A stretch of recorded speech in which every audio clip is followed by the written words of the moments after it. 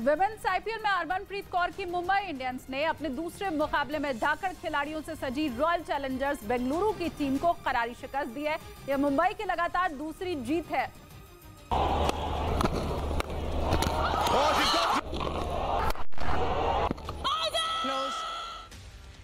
जिसके साथ वो पॉइंट टेबल के शीर्ष पर पहुंच गए। वहीं स्मृति मंधाना की रॉयल चैलेंजर्स की लगातार दूसरी हार है।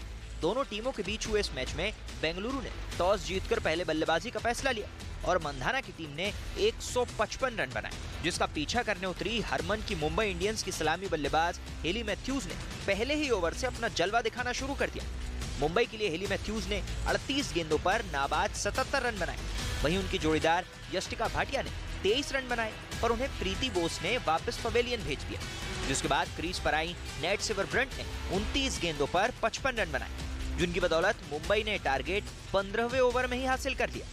विमेंस आईपीएल का पहला मुकाबला था जिसमें लक्ष्य का पीछा कर रही टीम को जीत हासिल हुई। मुंबई इंडियंस के लिए लगातार दूसरी जीत।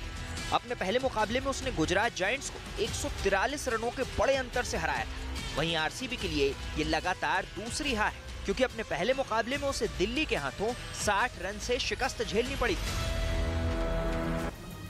मध्य प्रदेश के उज्जैन में महाकाल मंदिर परिसर में सोमवार शाम होलिका दहन किया गया। इस दौरान बड़ी संख्या में श्रद्धालु वहां मौजूद रहे।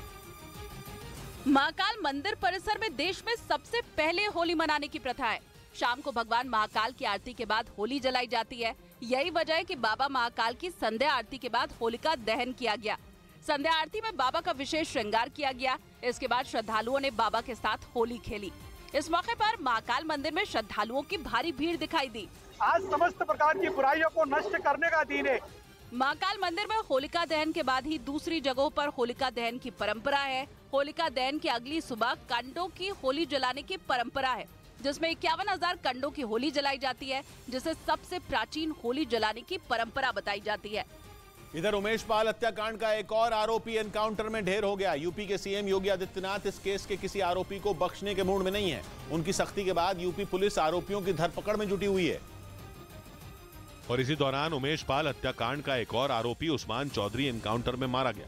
उस्मान यूपी और मध्य प्रदेश के बॉर्डर के पास छिपा था, लेकिन जैसे ही वो किसी से मिलने प्रयागराज पहुंचा, पुलिस से उसकी मुठभेड़ हो गई। इस स्पॉट पे मैं मौजूद हूं। इसी स्पॉट पे पुलिस ने एनकाउंटर किया है। पुलिस का कहना है कि उमेश पाल पर पहली गोली उस्मान ने ही चलाई थी और इसीलिए उसकी तलाश की जा रही थी। जो आदमी वीडियो में साफ फायरिंग करते दिख रहा है, उसके बारे में और उसी पे कार्रवाई की गई है। यूपी के सीएम प्रयागराज केस के हर आरोपी को सलाखों के पीछे पहुंचाने के मूड में है। सीएम योगी आदित्यनाथ के आदेश के बाद पुलिस लगातार छापेमारी कर रही है। उसे अतीक अहमद और उसके बेटे अरशद अहम की तलाश है, जो सरेंडर करने के चक्कर में पुलिस से छिप रहे हैं। लेकिन सीएम ने ठान लिया है कि जब तक प्रयागराज केस का हर आरोपी पकड़ा नहीं जाता, तब तक न वो चैन से बैठेंगे न उनकी पुलिस।